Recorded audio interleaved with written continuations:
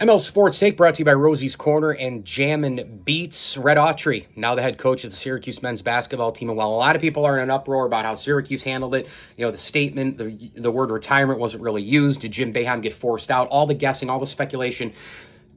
Don't waste your time. It's almost impossible to figure out how the university operates. However, I do think, and this is the best guessing and speculation that I can give you, is that maybe it was decided at some point that Jim Boeheim was not going to be brought back contractually after next year. He had 1 year left.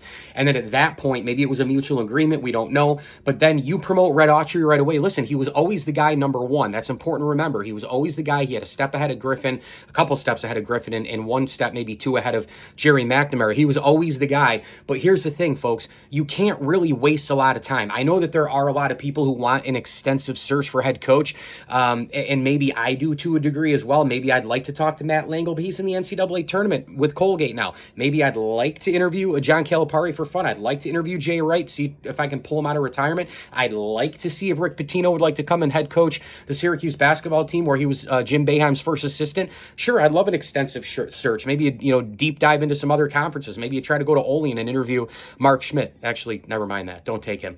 But this is the extensive search thing, it's not that easy anymore, because if you're going to do that, you've got to wait till all these guys are done with the NCAA tournament type of a thing. By the time you go through 5, 6, 10, 12 interviews, it's April, May-ish.